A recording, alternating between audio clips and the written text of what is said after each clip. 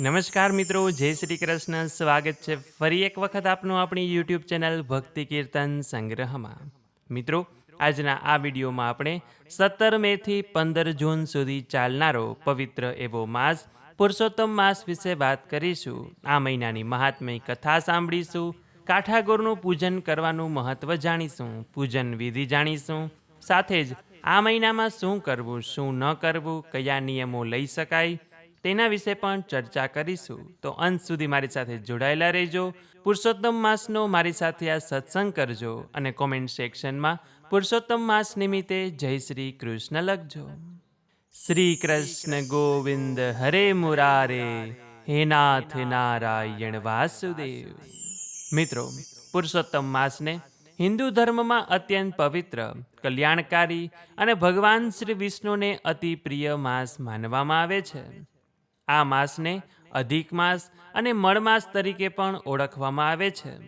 વૈદિક પંચાંગ મુજબ જ્યારે ચંદ્રમાસ અને સૂર્યમાસ વચ્ચેનું સંતુલન જાળવવા માટે એક વધારાનો માસ આવે છે ત્યારે તેને અધિક માસ કહેવામાં આવે છે.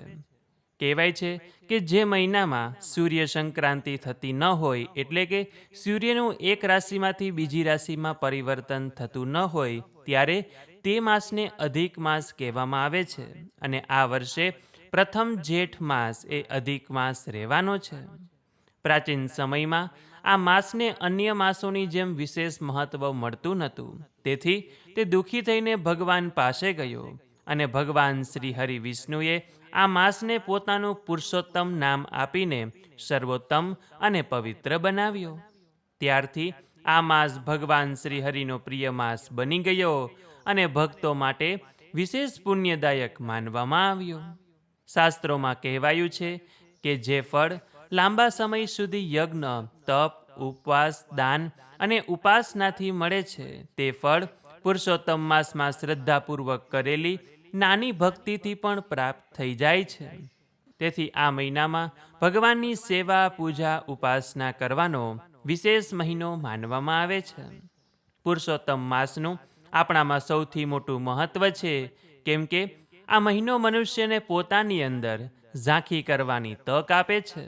આખું વર્ષ આપણે ભૌતિક સુખ, પૈસા, કામકાજ અને સાંસારિક જવાબદારીઓમાં વ્યસ્ત રહીએ છીએ, પરંતુ આ માસ આપણને યાદ અપાવે છે કે જીવનનો સાચો હેતુ માત્ર સંપત્તિ એકત્ર કરવો નથી, પરંતુ આત્માનું કલ્યાણ કરવું પણ છે.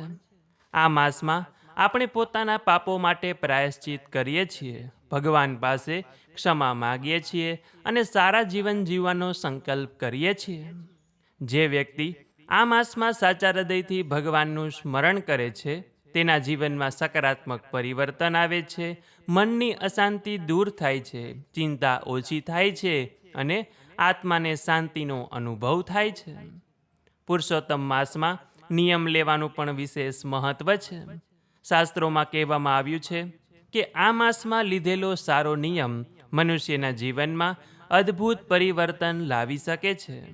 નિયમનો અર્થ માત્ર ઉપવાસ કરવો એટલો જ નથી, પરંતુ મન, વાણી અને કર્મને પવિત્ર બનાવવાનો પ્રયાસ કરવો પણ છે.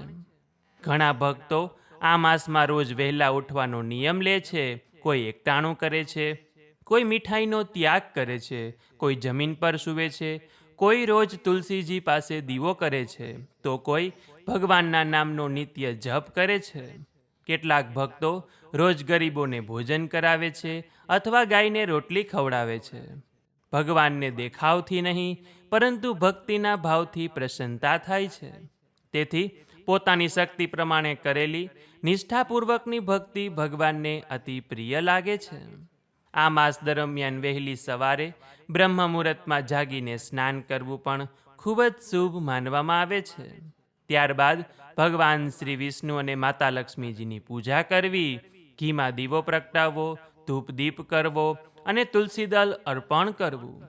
ઓમ નમો ભગવતે વાસુદેવાય, ઓમ નમો નારાયણાય વગેરે જેવા મંત્રોના જપથી પણ મન શુદ્ધ બને છે. વિષ્ણુ સહસ્ત્રનામ, ભગવદ્ ગીતા, શ્રીમદ ભાગવતનો પાઠ, પુરુષોત્તમ મહાત્મયની કથા, રામાયણ કે પછી અન્ય ધાર્મિક ગ્રંથોનું શ્રવણ કરવું, વાંચન કરવું એ પણ શુભ માનવામાં આવ્યું છે. સાંજે દીપદાન અને આરતી કરવાથી ઘરમાં સકારાત્મકતા અને શાંતિનો પ્રવેશ થાય છે. શક્ય હોય તો મંદિરમાં જઈ નિત્ય ભગવાનના દર્શન કરવા. મંદિર સુધી જઈ શકાય તેમ ન હોય તો ઘરે જ મંદિર સમક્ષ બેસીને ભગવાનના દર્શન કરવાના. આ માસમાં તુલસી પૂજનનું પણ વિશેષ મહત્વ છે, કારણ કે તુલસીજી ભગવાન વિષ્ણુને અત્યંત પ્રિય છે. એટલે તુલસીજીનું પૂજન કરીને 2-3 પાન ભગવાનના ચરણોમાં સમર્પિત કરવાના અને ભગવાનને જે પણ કંઈ ભોગ લગાવીએ તેમાં પણ મૂકવાના. આ પુરુષોત્તમ માસ દરમિયાન ઉપવાસ અને સાત્વિક ભોજનનું પણ વિશેષ મહત્વ છે.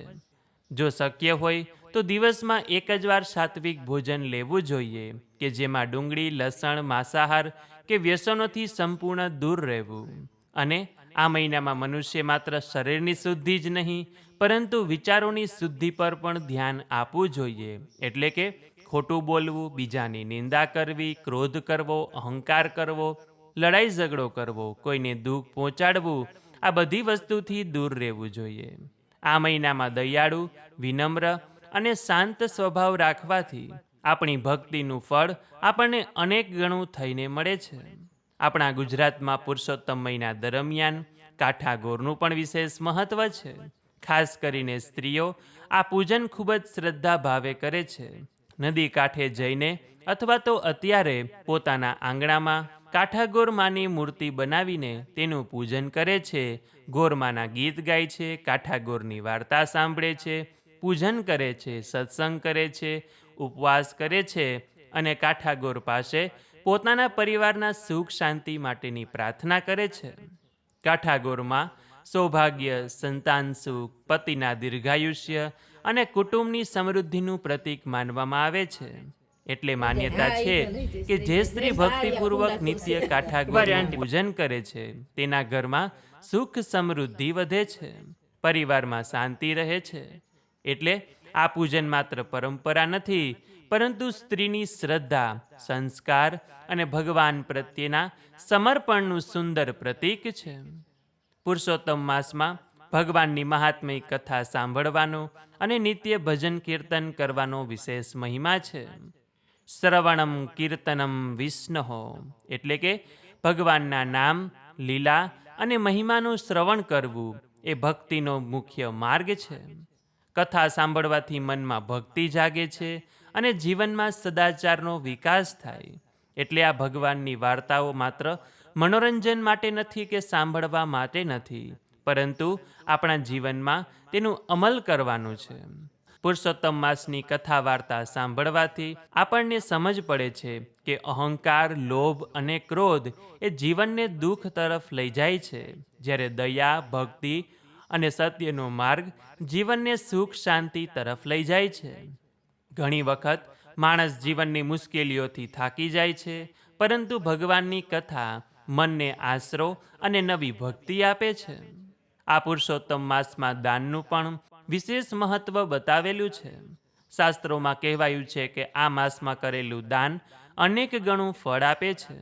ખાસ કરીને અન્નદાનને સર્વોત્તમ દાન માનવામાં આવ્યું છે. ભૂખ્યા લોકોને ભોજન કરાવવાથી ભગવાન અત્યંત પ્રસન્ન થાય છે. ગરીબોને કપડાં, પાણી, ચંપલ, છત્રી, અનાજ, ધાર્મિક પુસ્તકો અથવા પોતાની શક્તિ પ્રમાણે દાન કરવું એ ખૂબ જ શુભ માનવામાં આવે છે. ગાયને ચારો ખવડાવવો, પક્ષીઓને દાણા નાખવા અને જરૂરિયાતમંદોની મદદ કરવી પણ પુણ્યદાયી માનવામાં આવ્યું છે. પુરુષોત્તમ માસમાં 33 નંગ માલપુવાનું દાન કરવાનું વિશેષ વિધાન છે, કારણ કે 33 સંખ્યા 33 કોટી દેવી દેવતાનું પ્રતીક માનવામાં આવે છે. અને આ દાન હંમેશા નિસ્વાર્થ ભાવથી કરવું જોઈએ. દેખાડો કરવા માટે કરેલું દાન ક્યારેય ફળ આપતું નથી, જ્યારે દયા અને કરુણા ભાવથી કરેલું દાન ભગવાનને અતિ પ્રિય લાગે છે અને તેનું ફળ પણ મળે છે. શાસ્ત્રોમાં જણાવાયું છે કે આ પુરુષોત્તમ માસમાં લગ્ન, સગાઈ, ગૃહપ્રવેશ, નવા ધંધાનો પ્રારંભ અને અન્ય માંગલિક કાર્યો કરવા જોઈએ નહીં. પુરુષોત્તમ માસનું આધ્યાત્મિક મહત્વ પણ ખૂબ જ ઊંડું છે. મનુષ્ય આખું જીવન ઈચ્છાઓ પાછળ દોડતો રહે છે, પરંતુ અંતે સાચી શાંતિ ભગવાનના ચરણોમાં જ મળે છે. આ માસ દરમિયાન કરેલી ભક્તિ એ આપણી આત્માને શુદ્ધ બનાવે છે, ભગવાન સાથેનો સંબંધ મજબૂત કરે છે. કેમ કે માન્યતા છે કે આ માસમાં કરેલી ભક્તિથી ભગવાન શ્રી વિષ્ણુ પ્રસન્ન થાય છે, આપણી મનોકામના પૂર્ણ કરે છે અને આપણા જીવનના દુઃખો દૂર કરે છે. જે ભક્ત નિષ્ઠાપૂર્વક આ પુરુષોત્તમ માસનું પાલન કરે છે તેના જીવનમાં સુખ, શાંતિ, સમૃદ્ધિ અને સકારાત્મકતા વધે છે. શાસ્ત્રોમાં અનેક કથાઓ વર્ણવવામાં આવી છે કે જેમાં ગરીબ, દુઃખી અથવા પાપી વ્યક્તિએ પણ પુરુષોત્તમ માસમાં ભક્તિ કરીને પોતાનું જીવનને મોક્ષ માર્ગે વાળ્યું હતું. એટલે આપણે એવું કહી શકીએ કે પુરુષોત્તમ માસ એ એકમાત્ર વધારાનો કે અધિક માસ નથી, પરંતુ ભગવાન શ્રી હરિની કૃપા મેળવવા માટેનો અમૂલ્ય મહિનો છે. આ માસમાં કરેલી ભગવાનની થોડી અમથી ભક્તિ પણ અનેક ગણું ફળ પ્રદાન કરી દે છે. તેથી આપણે સૌ લોકોએ આપણી યથાશક્તિ અનુસાર ભગવાનની પૂજા, જાપ, કથા, ઉપવાસ, દાન અને ધાર્મિક કાર્યો કરવા જોઈએ. એટલે અંતમાં ભગવાનને આપણે એ જ પ્રાર્થના કરીશું કે હે પુરુષોત્તમ પ્રભુ, હે લક્ષ્મી માતા, જે કોઈ આપનું આ પુરુષોત્તમ માસનું વ્રતનું પાલન કરે છે, આપની મહાત્મય કથા સાંભળે છે, વાર્તા સાંભળે છે, કાઠાગોરનું પૂજન કરે છે, તેમના ઉપર આપની કૃપા સદાયને માટે વરસતી રહે, તેમનું જીવન ધન્ય બને, તેમને અને તેમના ઘર પરિવારનું આયુષ્ય નિરોગી રહે, લાંબુ રહે, ધંધા નોકરીમાં તેની પ્રગતિ થાય અને ઘરના સૌ લોકો હળીમળીને રહે, તેમના વચ્ચે ક્યારેય મતભેદ થાય નહીં.